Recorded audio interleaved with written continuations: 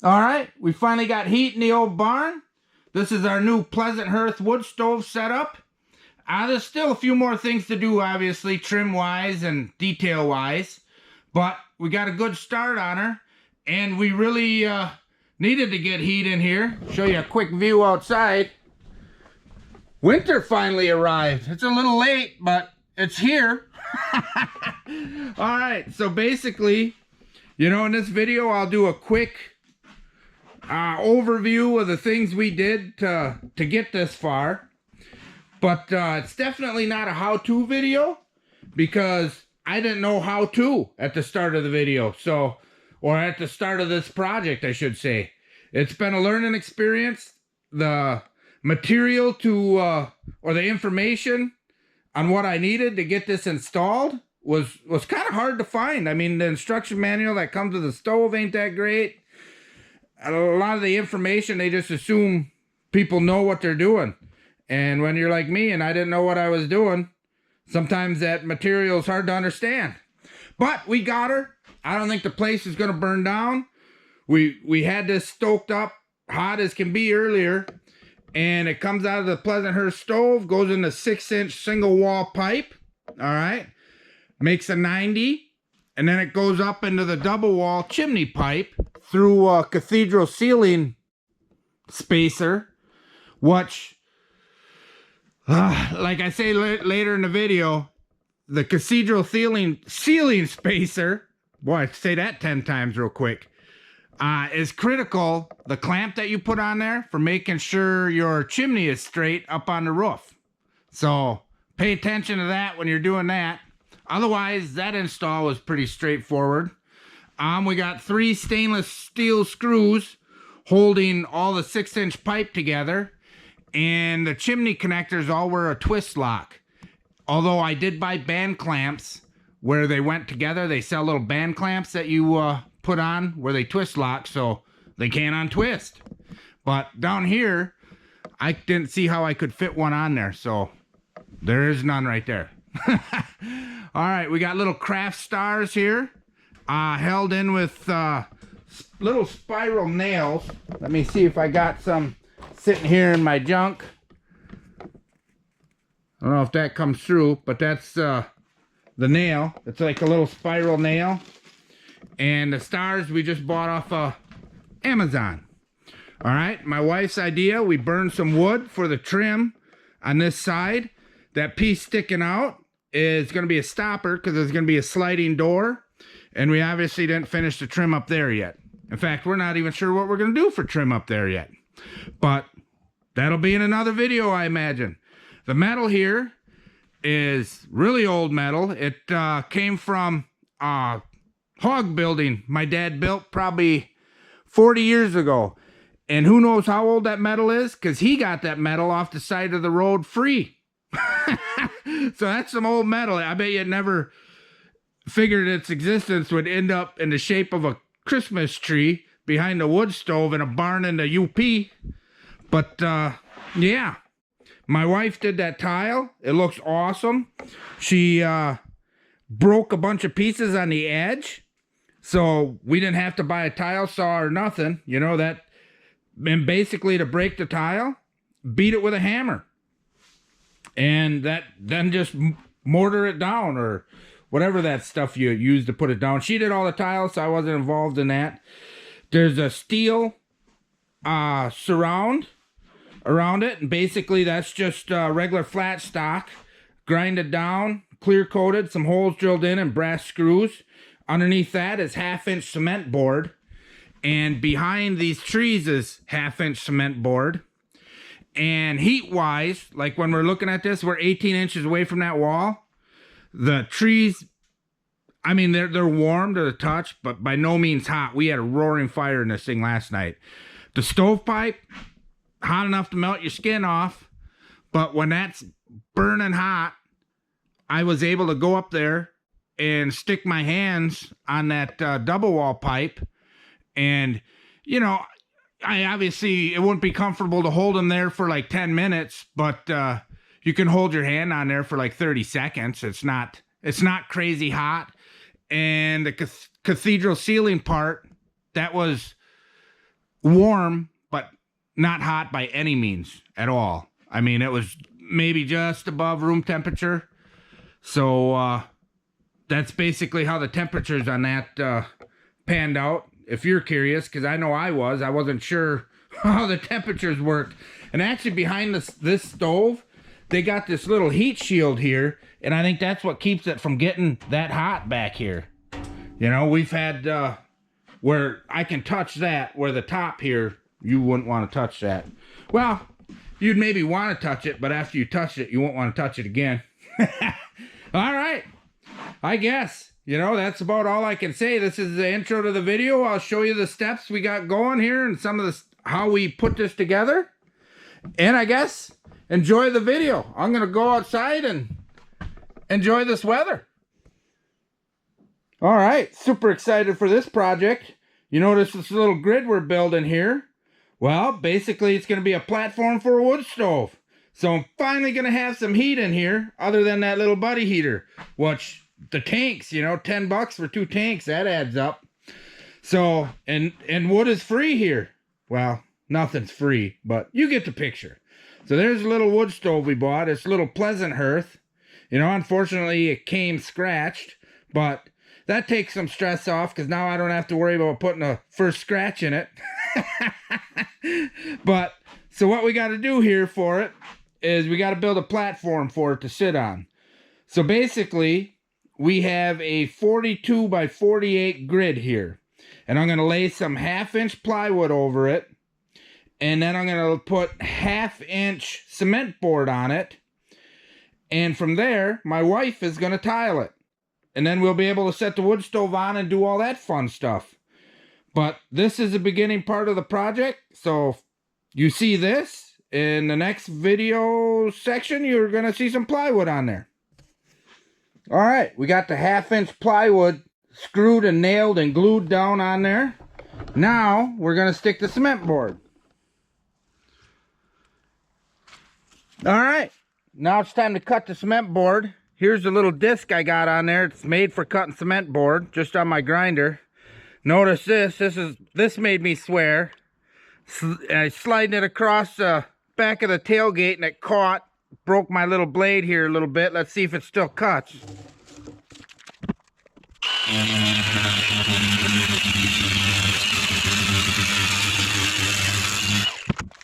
Well, I lucked out, it still cuts. I got one more piece to cut, and then I got to trim one around that raised base. So, not that exciting watching it cut. I just wanted to show you what it looked like when it cuts. And whine about breaking the blade. All right, I'll get them other ones cut and we'll screw them on. All right, cement board's on.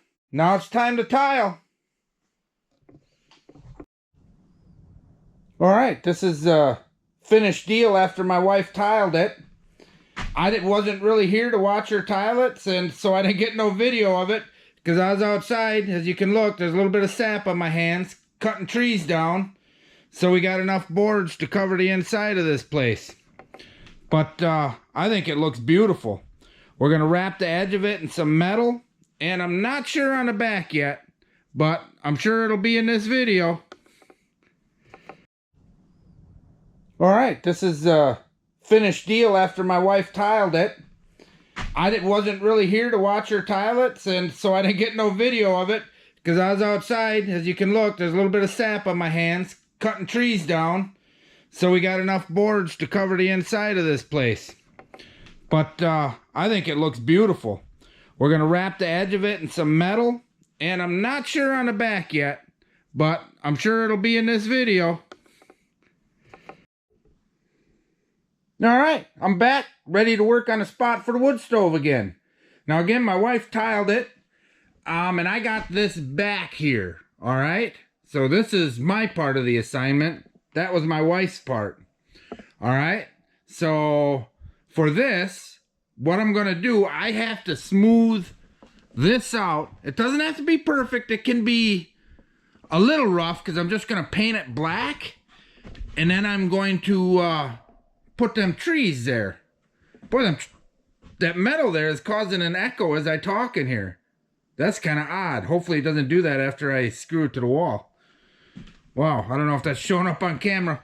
Anyhow, we got ultimate premix mortar, and basically I am just gonna smooth that over and try and fill the gaps with that. I'm not sure if that's gonna work, but that's what I'm gonna try. So we'll find out together. So basically I got the joints taped, and I drew a little line where my trees will be roughly, so I know what's gonna actually be visible. Like that part won't be visible. So that won't get done unless I have extra of that mortar left. So we'll find out. I'll get to work. We'll see if it works. All right, I got to put sides on this base here. Now, basically, I just got some metal, 4 inches. I grinded on it with a grinder, and I heated it up to give it that kind of rainbow color. And then I put 3 coats of clear coat over it. And now I'm going to use some brass screws just to screw it onto the front of here. Now the tile, we didn't clean the grout off yet. So the color will improve on the tile. So if you're looking at it, it's dirty yet. She's dirty. All right, now I'm spacing this up off the floor just a hair, and I'm learning that you pretty much got to pre-drill the hole with these brass screws, because they did not want to start.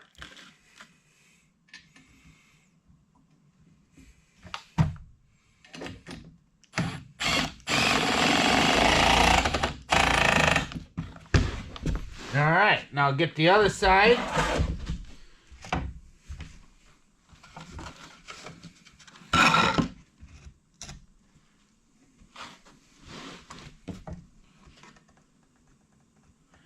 Trying to keep it as level as possible, I am. We'll slap one in the middle here, just for the fun of it.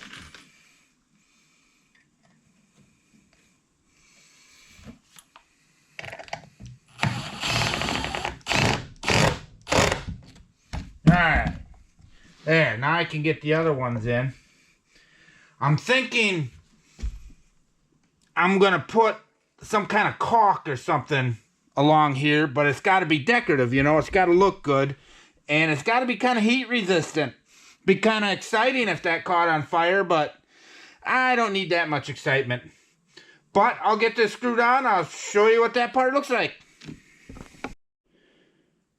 All right, here's a look at that edge trim all screwed on. Again, I may end up putting some kind of caulk or silicone, or I'll have to research what is rated to take some heat that'll look good, that would go along the edge. But I'll need the boss's approval first. Maybe my wife will like it just the way it is. We'll have to see. But this met my expectations. I like the way it looks, especially with the brass screws. And it was cheap and easy, so I like that part of it too. Okay, on to the next part. Alright, now the way I'm cutting this pipe, I measured the size I need. I put some tape around it. I thought that'd be easier to follow than just a line. And I'm just using a tin snips. And I'm slowly but surely just cutting her where I need it. And then, when I get to the end,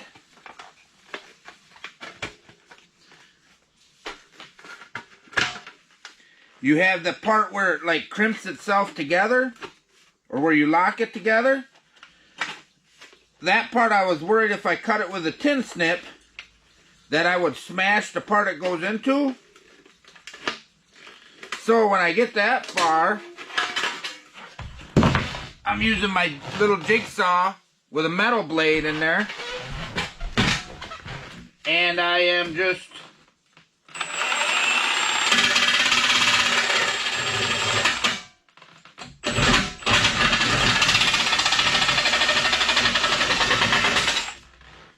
finishing her off like that. And then take a double look at her, make sure that it didn't put a big burr on there so you can still crimp her together. Because this stuff isn't necessarily that much fun to crimp together. And it's even more fun, or less fun I should say, to try and get it apart if you have it snap together.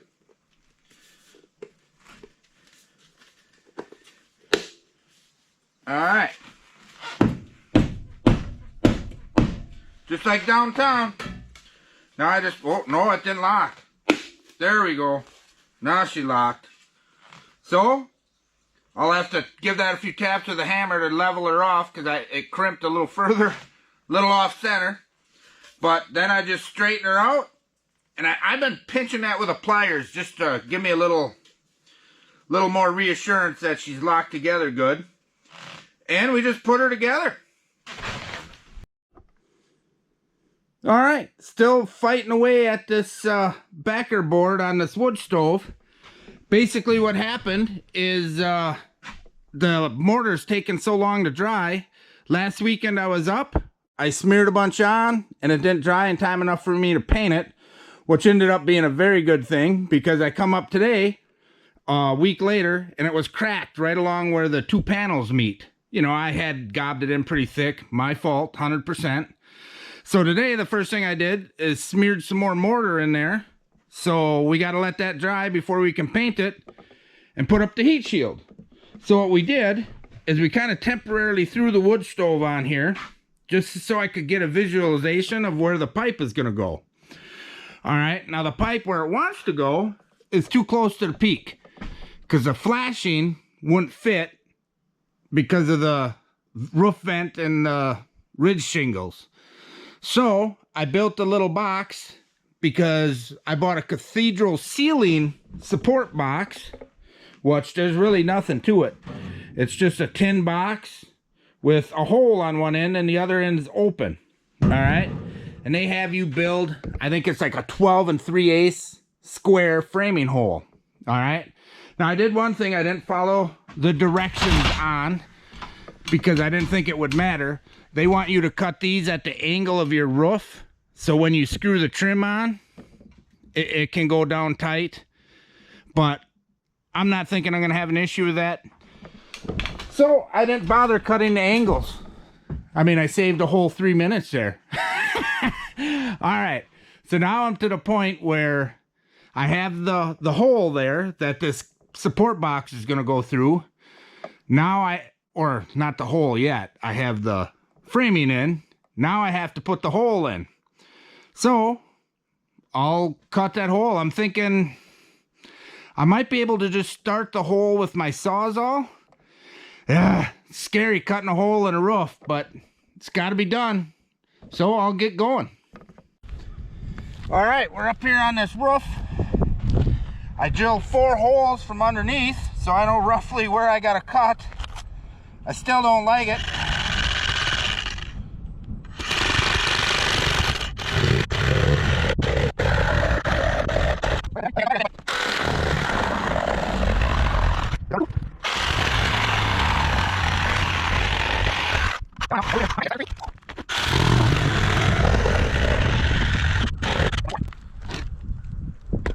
All right, how far off were we? Ah, we bit into her a little.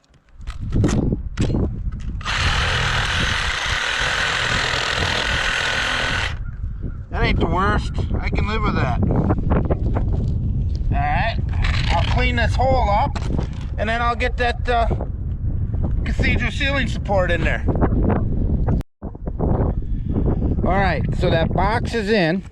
I ended up, I know it looks like a beaver chewed it off, but I ended up cutting the edges. And at first I was gonna fold them all down like that, and I did. I ain't gonna lie to you. I folded them down, and that's why you see nail holes. And then I realized I gotta slide my flashing up under some of these. So I had to, that's why my cut job looks so bad. Okay, and then another thing I learned, you buy the pipe at Menards, okay, you see this dent? I paid for where they pick everything, because there was like this whole list of stuff I needed, and it was easier for me to go online and just click it and then do the customer pickup. And of course they gave me a pipe that's got a big dent in it, so, but it's going to be covered by the flashing, so I guess I can't be too mad at Menards. But the pipe is in. All that holds the pipe in there, it just sits there, right? You got this clamp that you clamp around the base of your pipe to adjust the height, and then you put in 4 stainless steel screws and drop it into this box. All right, so that's how that went in. So it just sits there. Like I could pick it up right now and move it out of there. All right, then now it's time to put that flashing piece on, I guess. First I got to pry up some of these shingles, and I'm going to try and slide her under. So I'll do that, and then I'll show you what it looks like when it's done. I'd show you me doing it, but I have no idea what I'm doing. This could take 10 minutes. It could take a half hour. I don't know. Well, I'll be right back.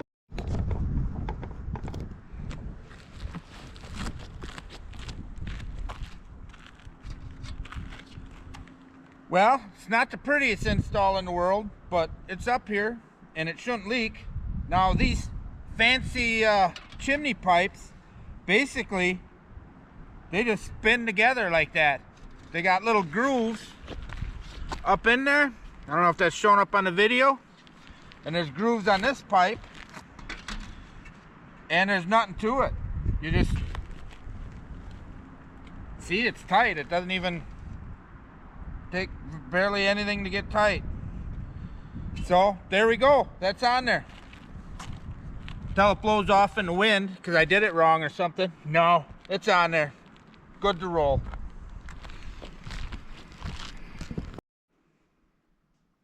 All right, so we got all the pipes on, and that went fairly simple. It was straightforward.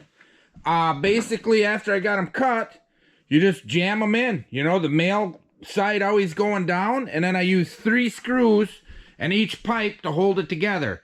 And that pipe is probably 20 inches away from that wall. The book said you had to be 18.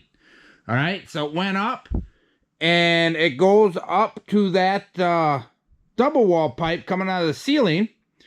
And that, there was an adapter I had to buy that it just twist lock like the chimney out on the roof. And I twist lock that in, and then you can just put your single wall pipe to that. So that worked pretty slick. We didn't have to use any sealant or anything on the inside here on the pipe. I'm not sure if you're supposed to. This is the first time we've ever installed a wood stove. But so far it's feeling pretty good. We got the first burn to cure the paint going. Said we got to let it burn for like 20 minutes. I don't know how you're supposed to shut it off after 20 minutes, but so we're going to let it burn itself out, and then we'll start another fire, let that burn out, and then we'll try a good fire. So right now we got the windows open. It's not smoking or anything, but it doesn't smell that great right now, and it's probably not good for you. So I'm trying to have my wife breathe as much as possible so she can filter this crap out of the air for me, but she's just not cooperating. All right, now we got the tiles all cleaned up. My wife did the tiles. I think they look fantastic. We got the rear surround on. All right, we got some stars. And this metal, it's kind of a cool story. My dad picked this up off the side of the road for free, probably, what, 35 years ago? Because I was a kid, maybe 40 years ago even. And he built a hog pen with it. And he left the hog pen up, and he's gone, and the hogs are long gone. But I went out and I took some of the panels off, and I cut these trees, and we got them screwed to the wall. Now basically these trees are riveted to some 1-inch thick aluminum, and then I ran screws through into the cement board. And now we bought some little craft stars from Amazon, and I put a few at random, and then I did one. This one, it's a constellation. It's kind of shaped like a cross, but I was always taught it's called the Great Eagle. It's like in the center of the Milky Way, and the Great Eagle decides whether you go to the good place or the bad place. So most people won't notice it when they look at this, but that constellation actually has a little meaning, and it reminds me to be good, so I put it up there. There's obviously more work to do. We got to do the side trim and the trim on top, and obviously some trim on the side here. But this, because this is going to have like a barn door, so that's why we haven't went further on that trim. We just wanted to get heat because it's chilly outside. Right now it's lightly snowing. Take you over there.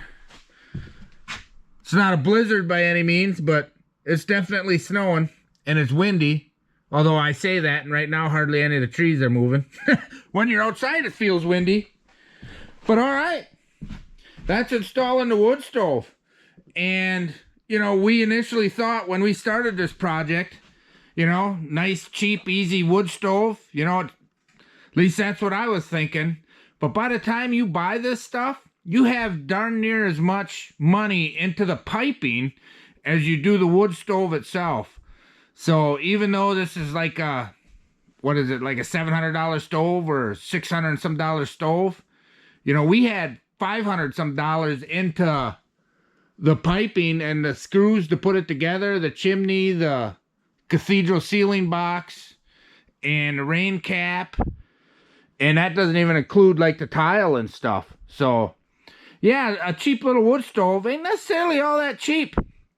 And, you know, this video is not meant to be like a step-by-step how-to.